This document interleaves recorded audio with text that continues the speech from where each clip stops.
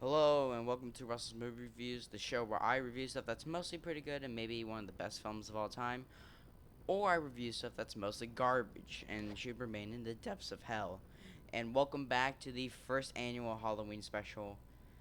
And oh boy, why have I stayed away from this film for so long? As you guys can probably tell by the title and the thumbnail, today I will be reviewing my very first John Carpenter movie, and certainly one of his best or the best, John Carpenter's The Thing. Now, I just got back from watching it, so mostly everything is pretty fresh in my mind. Um, and why have I not watched this film for a while now? This is literally one of the best horror movies ever made. Uh, and no, if you guys are wondering, no, I would not be talking about The Thing from Another World from 1951 or the 2011 prequel. I will be mentioning some points from the 2011 remake, but I will probably just review those in future Halloween specials.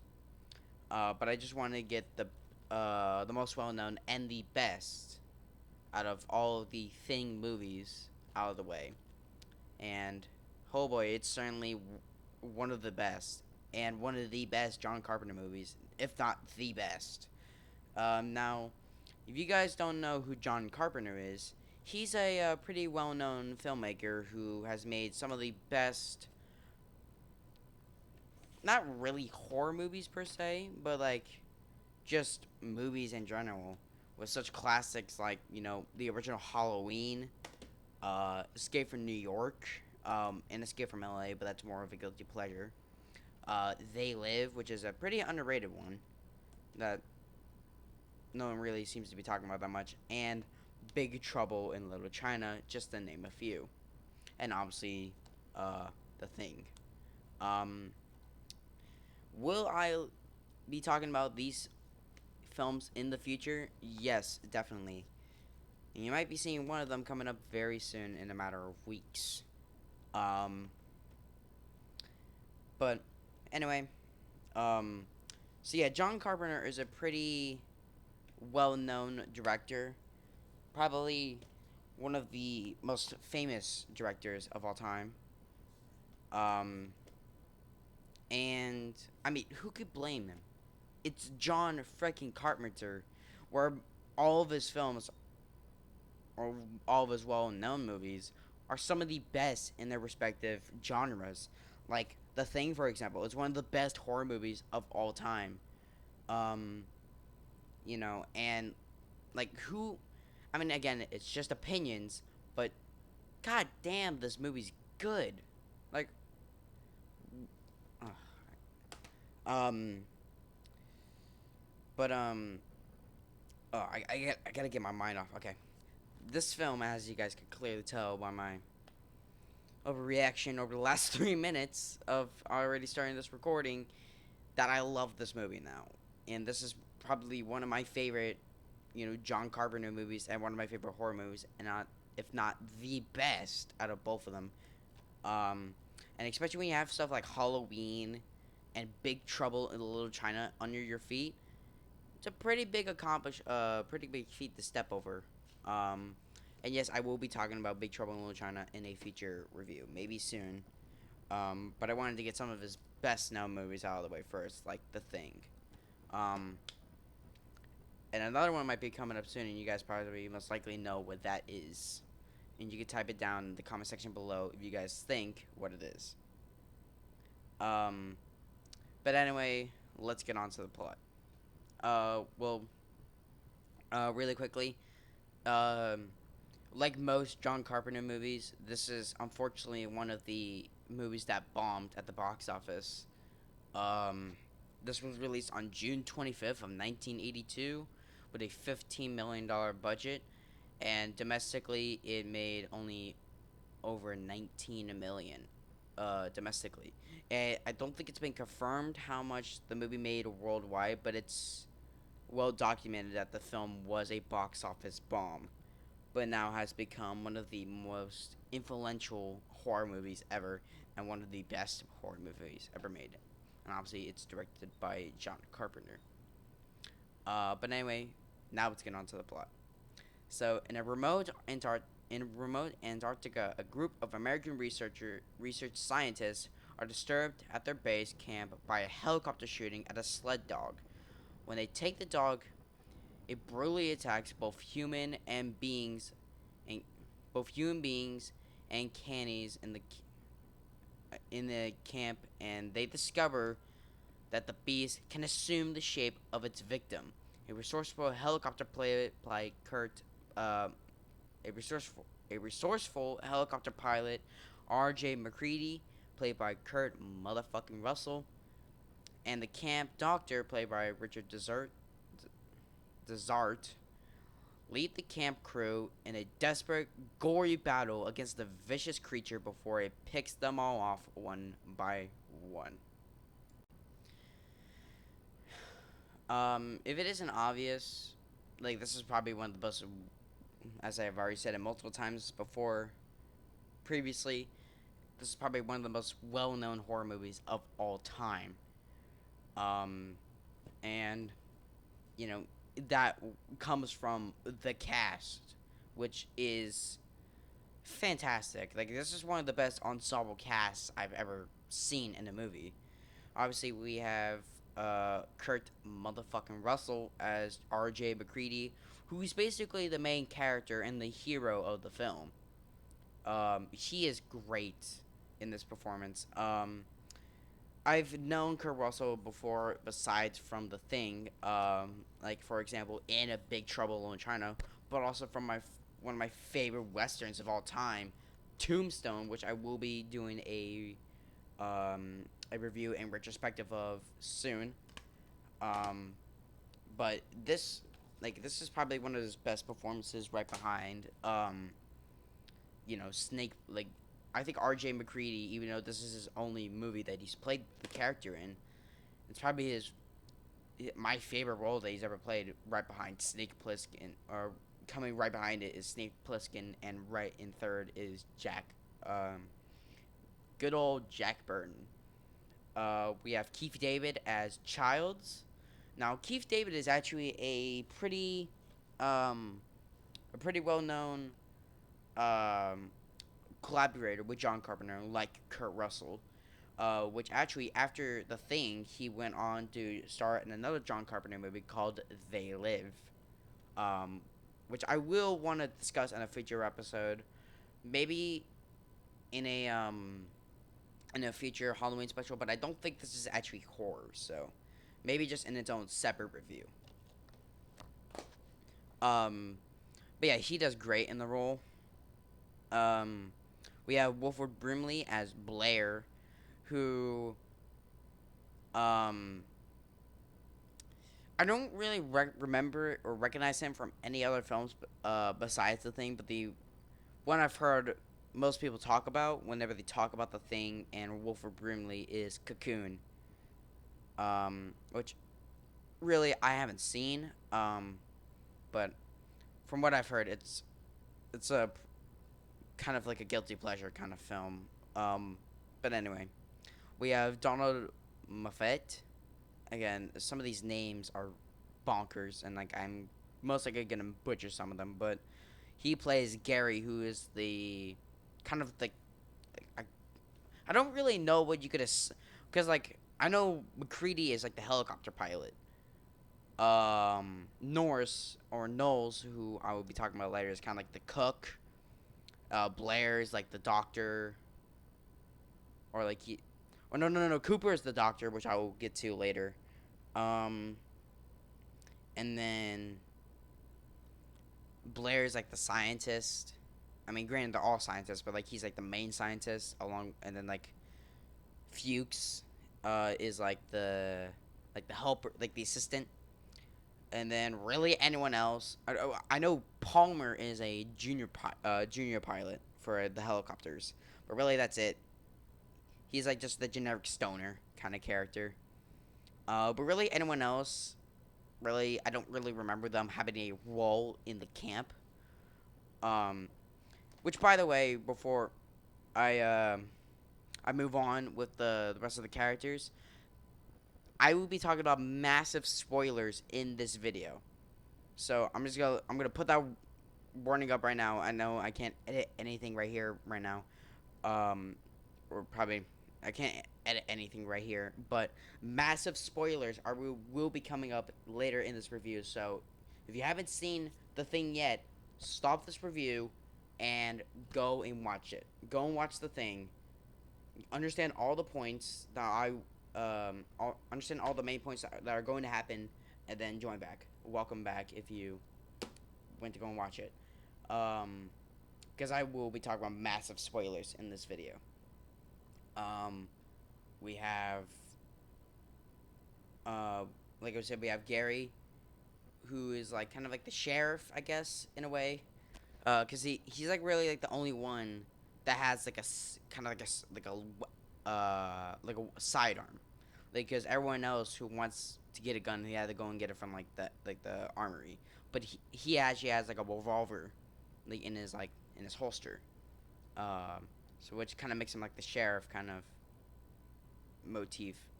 Then we have Richard Mazur as Clark, and he takes care of the dogs. Now, if you guys remember the name Richard Mazur, if you go all the way back to my second episode of the series, you guys will remember that Richard Mazur played the old version of Stan in the 1990 version of It.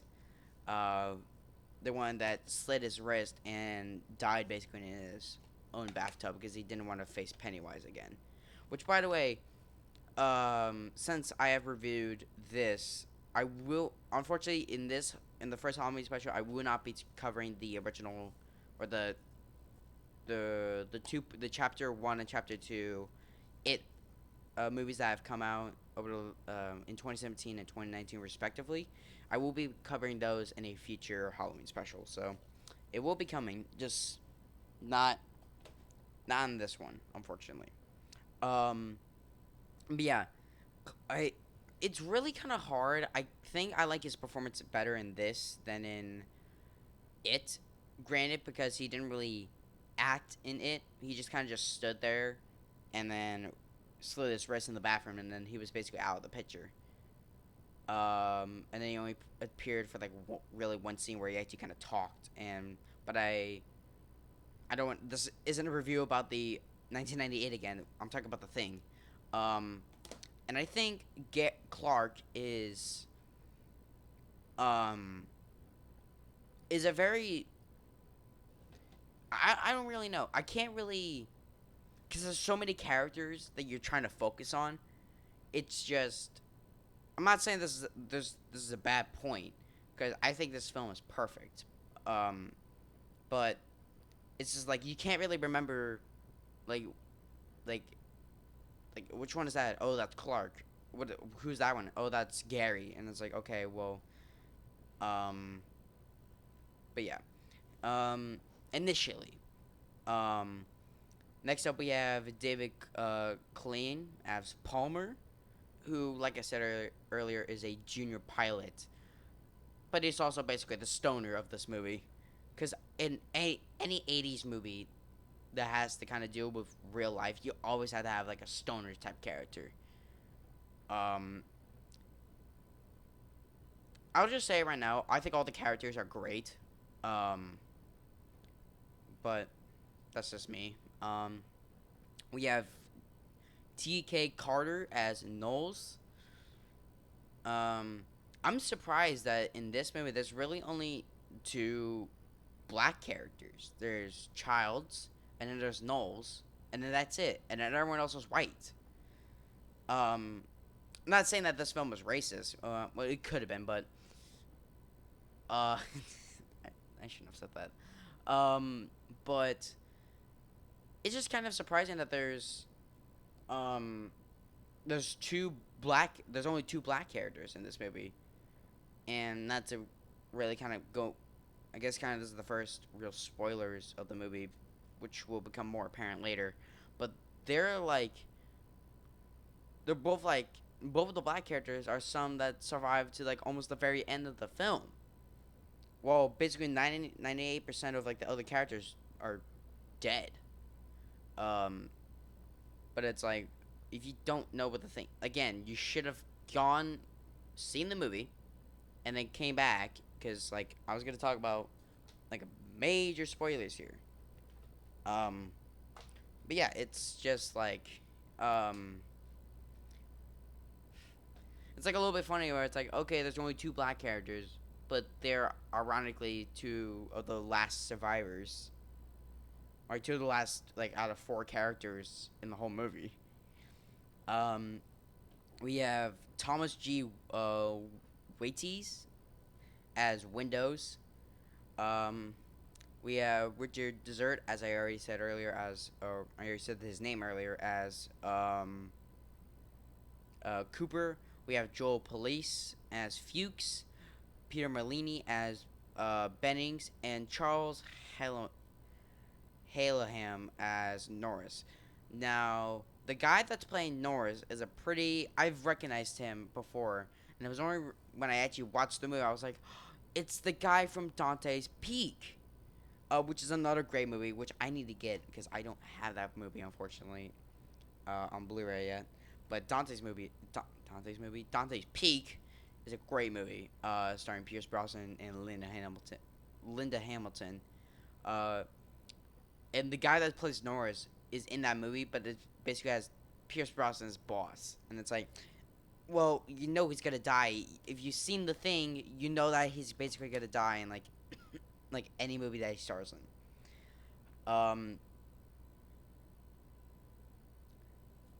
But yeah, there's the reason why like the second half of the cast I kind of skimmed over really quickly is just like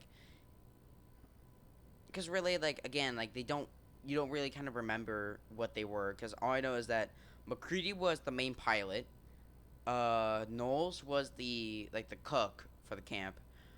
Copper was the camp's doctor. Gary was kind of like the sheriff. Clark Kate's takes care of the dogs, like the sled dogs. Um, Blair is kind of like the scientist. Windows is like the camp's radio operator. Fuchs is like the second, like the assist scientist. I don't know what Bennings is or Norris. Um, and Palmer is like the junior pilot. So I basically just and Childs like wait what is Childs? Um, yeah, that's like three, yeah, like two or three characters that I don't really remember what they in terms of the camp, like what they were doing there. But that's pretty good that you could remember most of the characters' kind of job titles, like almost immediately. Um, but again, if someone has seen the movie and knows what Bennings, Norris, and Child's kind of roles are in terms of the camp, let me down in the comments below. Um, might as well go over the music and the fun fact before I get on to favorite scenes, because again, this is the first one I'm gonna be really going into major spoiler territory with about the film. So might as well get the kind of side points out of the way. Um, the music was done this time not by John Carpenter. Usually John Carpenter scores most of his movies. Um, like with Halloween, he scored it. Skip from New York, he had someone. He had Alan Howarth, which I believe was his first collaboration with him, or it might have been The Fog. But it was also John Carpenter. So mostly John Carpenter has done all the music, or most of the music. This time is actually the first time that you get someone else besides John Carpenter to do like most of the music. And for this film, it was most of the music, or like all the music. And this one, the music was the composer was Ennio Morricone, who if you guys are movie fans, you guys know Ennio Morricone did the scores for all three of the Man with No Name films. To be more accurately, A Fistful of Dollars, For a Few Dollars More, and The Good, the Bad, and the Ugly. Um, and the score for The Thing is absolutely fantastic. It really brings out that awful droning that like once you hear it, something bad's going to happen. Um, and like the score is very like horror esque. Like as soon as you hear it, it's like okay, that's The Thing, or like it's very recognizable. And I believe Uncharted did a 2 CD or I think maybe a 3 CD soundtrack recently. It was like a remaster of the film soundtrack. Um, I do want to try and pick it up because I love the score. Um, I think it's going for like about $25 on Entrada Records. Um, and it's absolutely great. Um, and really quickly talk about the Blu-ray release. This is the Scream Factory release that I believe came out around 2016. Trying to look at the back right here. Um, I believe it is because it doesn't. Maybe it's actually on the Blu-ray case itself. No, it doesn't actually say. All right, I believe it's around 2016. That Scream Factory did this release. The Thing was already released on Blu-ray in the United States before on like I think a bare bones 2008 Blu-ray release, and it was obviously released on HD DVD I believe around 2006. But I think around the same time that this Scream Factory release came out, Arrow Video, which if you don't know who that is, it's actually the company that made the RoboCop Blu-ray that I currently now have in my collection that replaced the old one.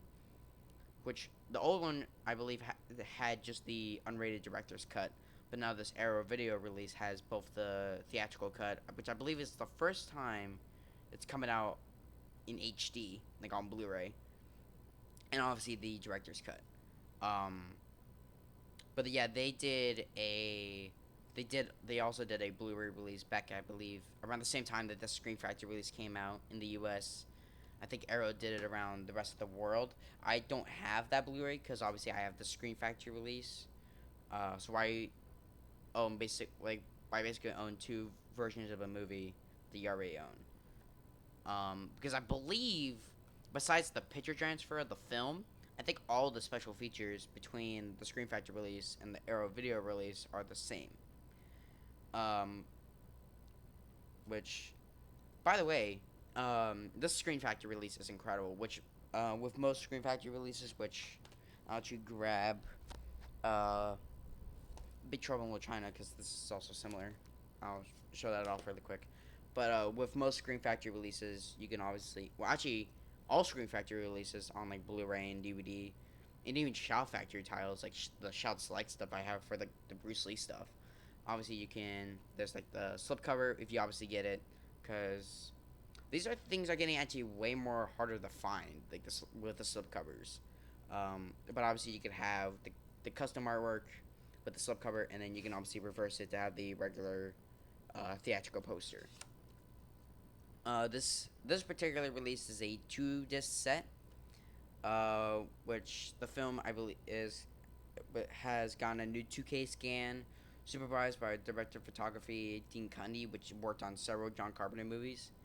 New audio commentary with him as well, as long as an audio commentary with John Carpenter and actor Kurt Russell, along with theatrical and teaser trailers, TV spots, radio spots, and still gallery for the first disc.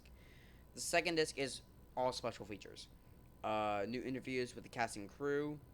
John Carpenter's The Thing, Terror Takes Shape. I believe that's a new documentary that was made for this release. A documentary featuring interviews with John Carpenter, Kurt Russell, plus members of the cast and crew. The making of The Thing that was the original making of. The outtakes, the network TV broadcast version of The Thing. 3 vintage featurettes. A vintage product reel containing a condensed version of the film with alternate footage. Behind the scenes footage. Annotated production archive. production, art and storyboards, location scouting, and more. So this is a pretty jam-packed release.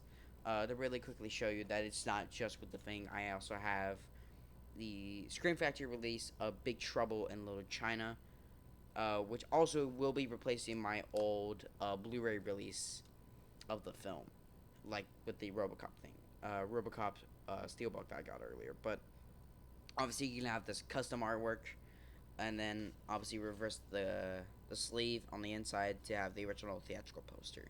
Which for some reason, this slipcover for Big Trouble in China doesn't have the collector's edition on it, like the thing, like right here, as collector's edition. For some reason, for the slipcover, it doesn't, and yet I open the inside, and you could see it right there. It says it on like the actual Blu-ray sleeve, which is a little bit weird. And it's not just mine. Apparently, all versions of Big Trouble in China by Scream Factory had this weird oddity, which I really don't know why, but again, really it's just a minor complaint. The cover art still looks badass, but anyways, I need to stop talking about Big Trouble in China and start talking more about the thing. But yeah, I believe between both the Scream Factory and the Arrow video release, I think the special features are the same. It's just, I think, different cover art, and obviously, I'm not sure if this is true, but I believe the Arrow video release didn't come out in America. I'm pretty sure, because I think all Shout Factory releases are just Region A, because even on here, you can see it's Region A. So if you live outside of America, you need to obviously modify your player to play Region A, or just get an American player. But Arrow Video, I know they released it in like the UK, maybe just like in Europe, and like in different parts of the world where obviously you can't play the Scream Factory release. But I don't think that edition had the the reversible cover, which I believe is I believe it's true, but I'm not sure. And really quickly, my fun fact before I get on to my favorite scenes is at the time of this film's release, it was the most expensive horror movie to make, because like I said earlier, this was made on a $15 million budget. If you would compare it to, let's say, Halloween, which is ironically also a John Carpenter movie, this film was, I think, made on a budget of like $325,000. And then Friday the 13th, which came out in 1980, I think it had like a $5,000, maybe $7,000 budget. So around this time, around The Thing and like obviously Halloween and Friday the 13th came out, most horror movies were having pretty low budgets. But I honestly think that John Carpenter saw the the potential in the thing and gave it and asked the studio to give it a $15 million budget, and obviously they went for it, and obviously now it shows because now it's one of the best horror movies ever made. Which, by the way, before it was in like Halloween independent. I think the Fog and Escape from New York, they both came out by like it was like some like independent or like small American company that financed or like let John Carpenter release both of them in America. But this was the first time that he actually got to work with a major studio, and this was Universal. And I think 20th Century Fox handled Big Trouble. I think because after the box office bomb of Big Trouble, he went back to independent with Prince of Darkness and obviously They Live. And I think that's. I know Halloween 2 was Universal because they picked up they picked up the rights to make the sequels, and they went to Universal, and obviously they made Halloween 2 and 3, which ironically Halloween 3 came out the same year as this film, and yet this film bombed, and I, well, also Halloween 3 bombed as well. So I don't know. But now comes the big spoiler part of the video where I'm gonna be talking about my favorite scenes. Um, Really, for me, all of my favorite scenes are all the gory parts. Uh, I'm gonna go more into depth. So right now, if you haven't seen, if you haven't seen the thing, stop the review, go watch the movie. And I just dropped it. Go and understand every single point about this movie, and then when you're done, come back here. And hello, welcome back if you finished watching the movie. All the special effects done for like all the gory bits in this film were done by Rob Bottin, and this was in 1982. So I think he just came back off of either in 1981. He either did The Howling or An American Werewolf in London with John Landis. It's one of those two. And this was in his mid. He was in like his early to mid 20s when he made this movie, or when he was doing the visual special effects. And the special effects in the movies look goddamn incredible. Like I think, honestly, he should have. I don't know if he won the Oscar for special effects. I'm not sure, but all the special effects are absolutely incredible. The dog when it transformed, like the first big set piece of the movie is when he turns into the dog, and it's absolutely incredible and gory as well because there's like you got to make a good first impression, and it absolutely does. Um,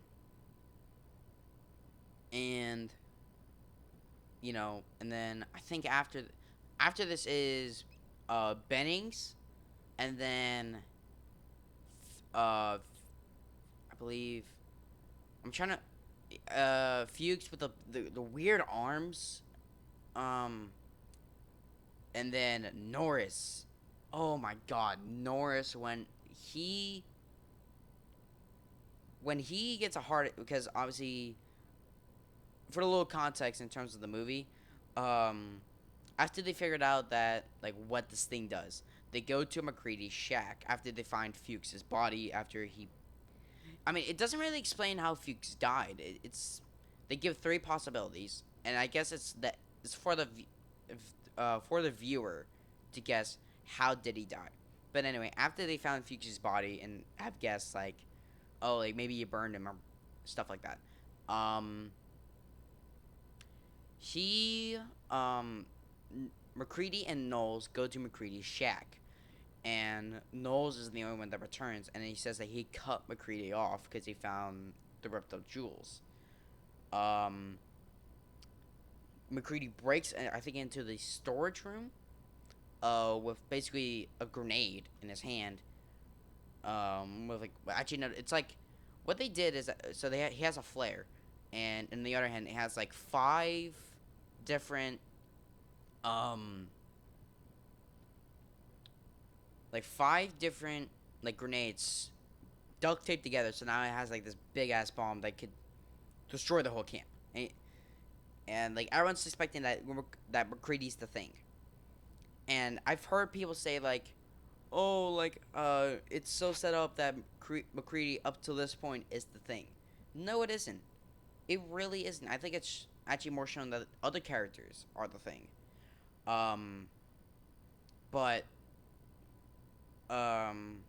Knowles and Norris jump on McCready to try and disarm him from the like with the grenade, and he throws both of them off, and Norris suffers a heart attack and dies, supposedly, because as Copper's trying to, using the defibrillators to bring him back, he hits him once, doesn't do anything. He says clear, and he's like clear.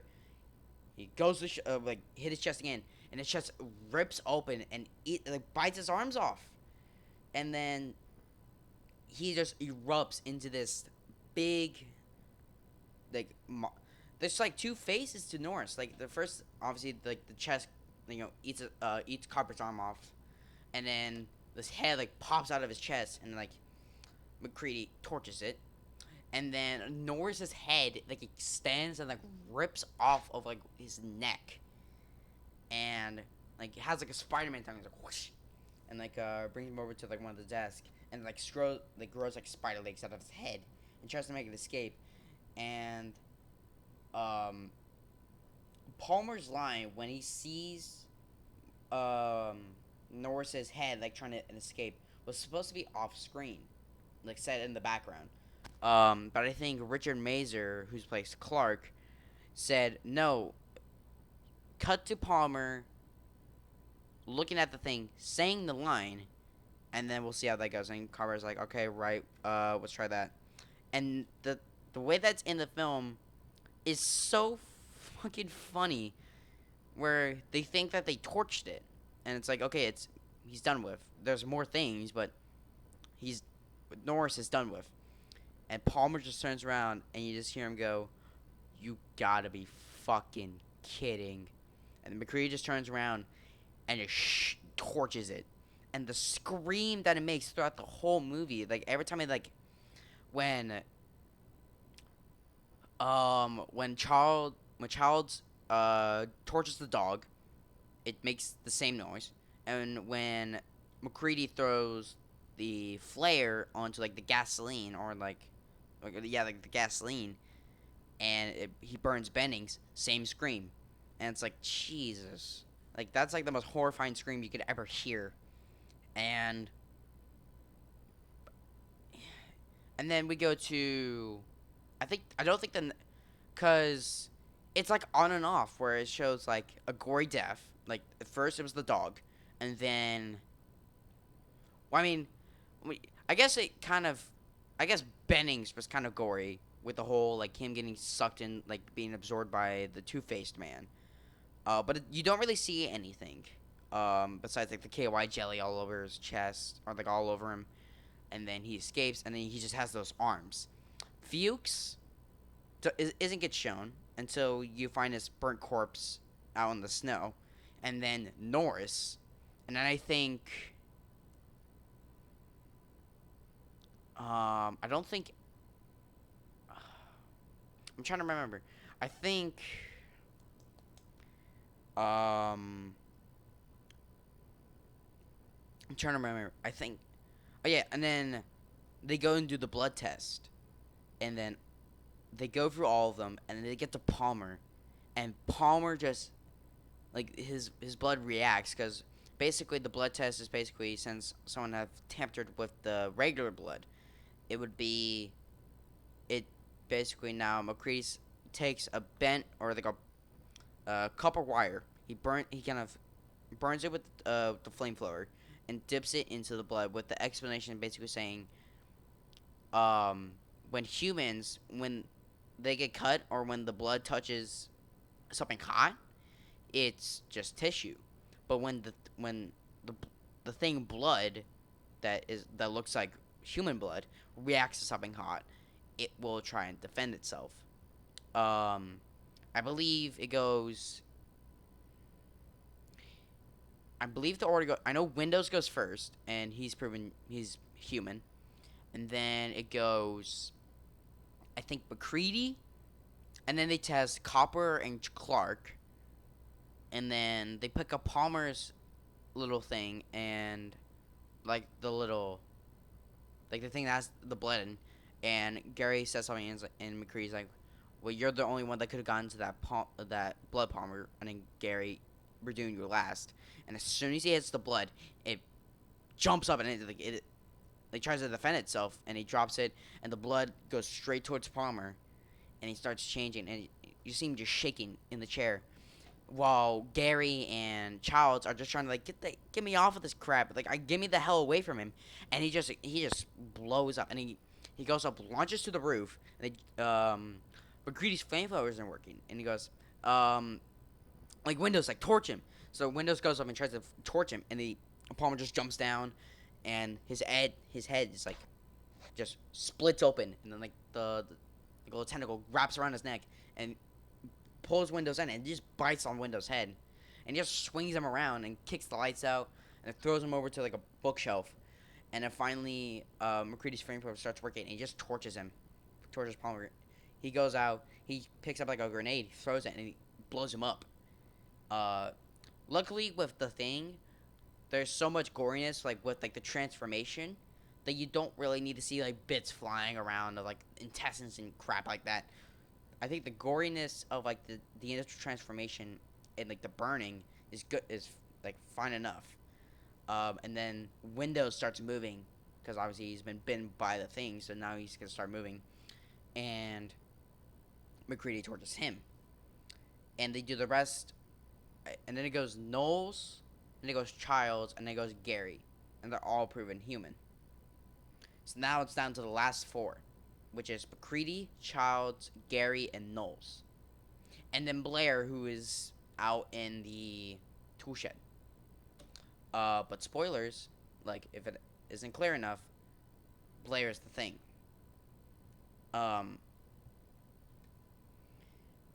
And he is building a spaceship to try and at least get a part of him, because he's obviously the thing. So, like, he would, I guess, just chop off his hand, put it in the spaceship, and it would fly off to, like, a different planet.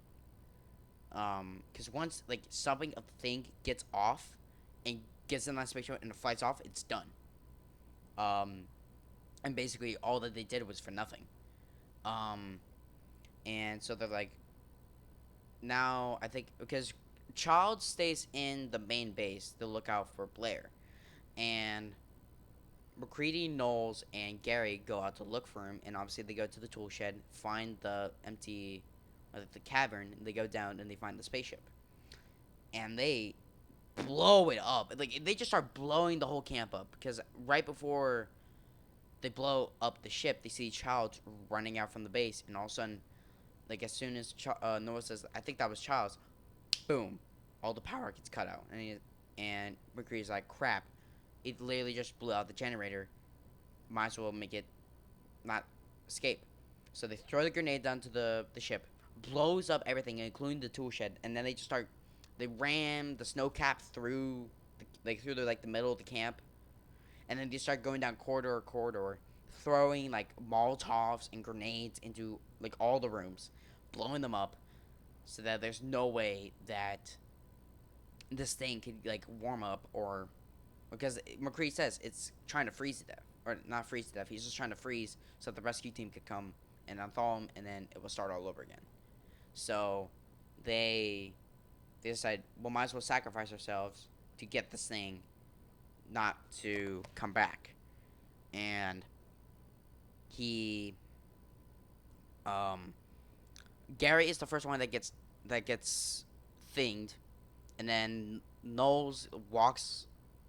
He gets taken off screen because he walks off, and then he's gone. And then it's just down to McCready, and the final thing is fucking awesome. It just explodes into this massive, like, 50-ton, or like not 50-ton, like big ass creature, and like all of a sudden it has like the face of the dog creature coming out. And my favorite line in the whole movie is because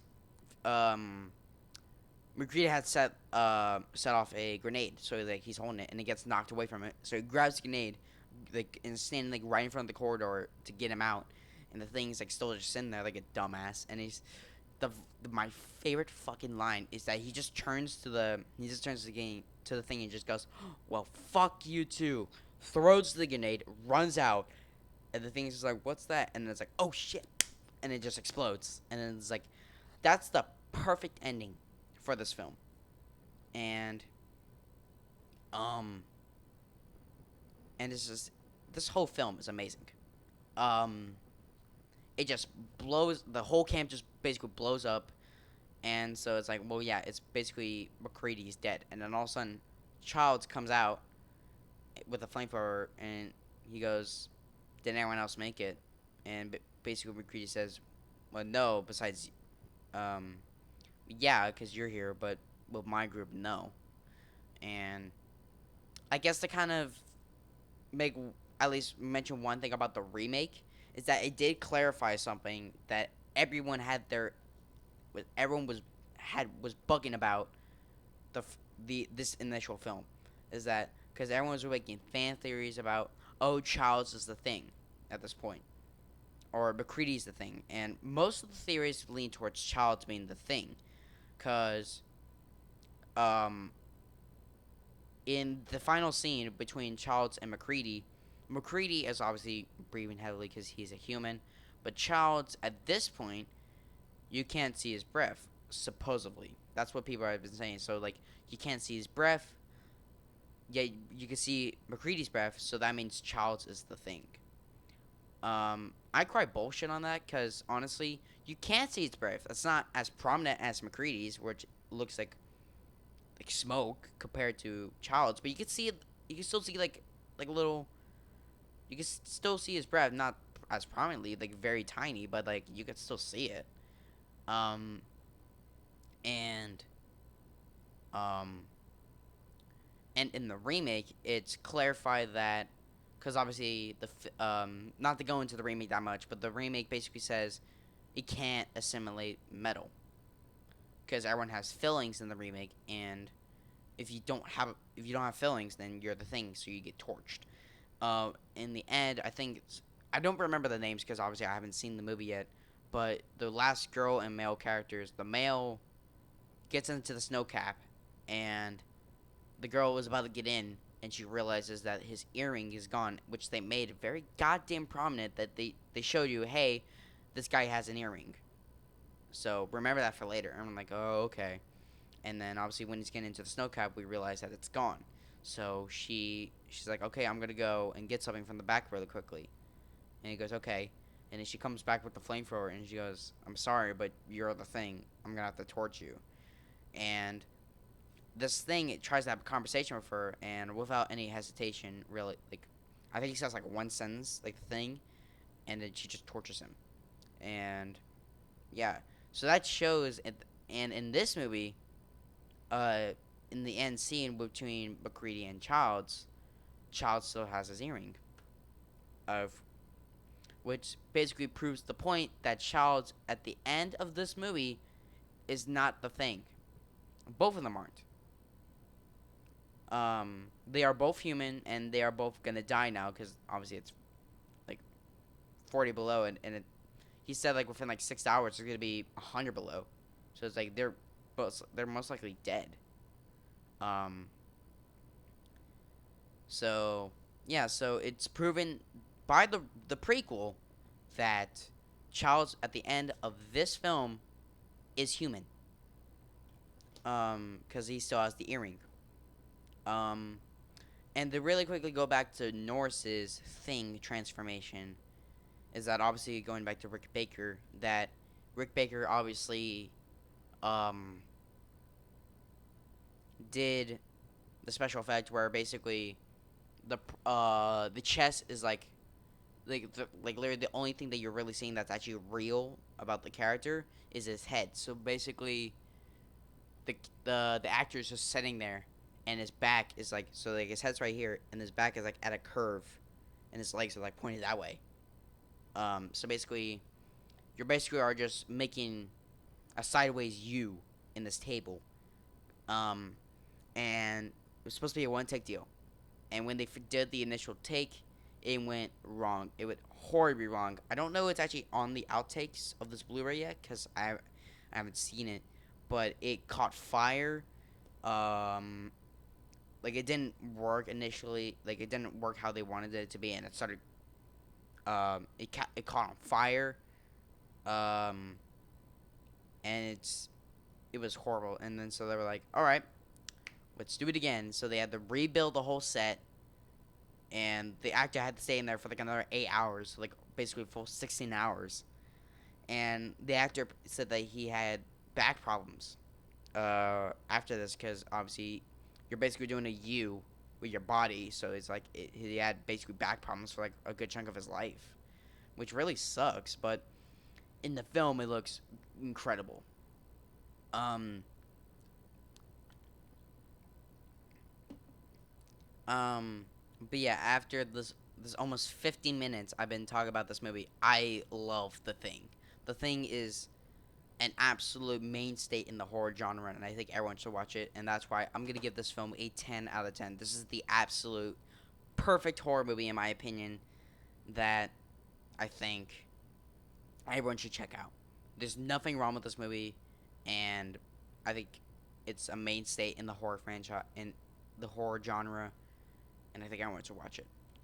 Either go out and pick up the Screen Factory Blu-ray, or if you have a region free player, either go for this one or the Arrow video release. Um, but anyway, guys, hope you guys enjoyed this video, and stay tuned for next week in this year's Halloween, in this Halloween special, where I'm gonna be talking about the original 1979 classic Alien. So, apparently I accidentally paused it, but anyway, stay tuned for next week where I'm going to be talking about Alien from 1979. Live long and prosper. Out.